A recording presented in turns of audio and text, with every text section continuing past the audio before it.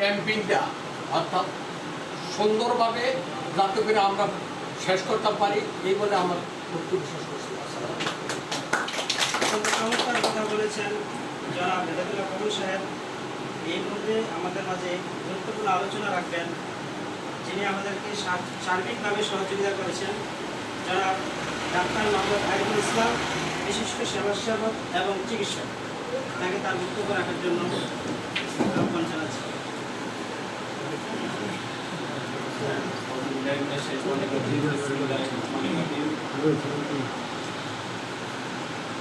আমাদের উজ্জ্বল অন্তর্গত কালাকাল ইউনিয়নের বর্ণওয়ার্ড শফিবাদ প্রাইমারি স্কুলে আমাদের আজকে প্রাথমিক চিকিৎসা সেবা প্রদান অনুষ্ঠানে উপস্থিত ছাত্র এলাকার সম্মানিত মেম্বার সাহেব, জনাব জাকির হোসেন মোল্লা সাহেব এবং আরও অনেক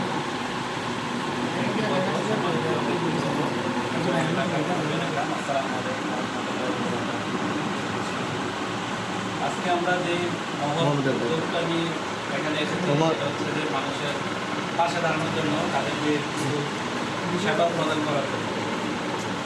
আমরা এর আগে কয়েকটি ক্যাম্প প্রচুরতা আয়োজন করেছি, তারই ধারাবাহিকতা হিসেবে আমাদের আজকে ওই শফিবাদ গ্রামে সাধারণ মানুষের মাঝে আমরা কীভাবে সেবা পৌঁছাতে পারি তার একটা আজকে আমরা করতে যাচ্ছি। যে সবার মাঝে আমরা যাতে সেবাটা নিশ্চিত করতে পারি।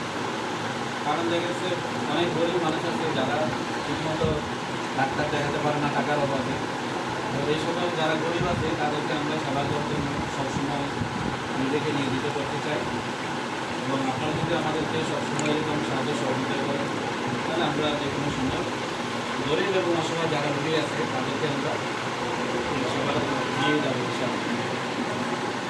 তো যেহেতু আজকে আমাদের সময় নাই বেশি, খুবই কম সময়, এই জন্য প্রথমে জায়গাতে না করে আমি শৈবাল যে মানবতার ছোঁয়া যে সামাজিক সংগঠন তাদেরকে আমার আন্তরিক ধন্যবাদ জানাই যে তারা অনেক পরিশ্রম করে অনেক কষ্ট করে একটা এরকম ফ্রি মেডিকেল এবং ডেন্টাল ক্যাম্পের আয়োজন করেছে।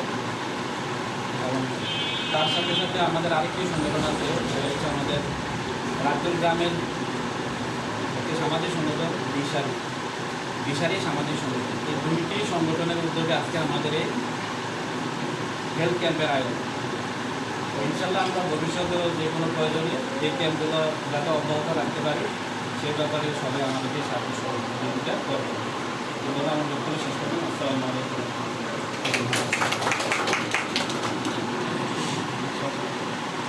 ধন্যবাদ সবাইকে। তাহলে আমাদের এখানে এই অনুষ্ঠান সংক্ষিপ্ত ঘোষণা করা হলো, সমাপ্ত ঘোষণা করা হলো। তাহলে আমরা এখন আমাদের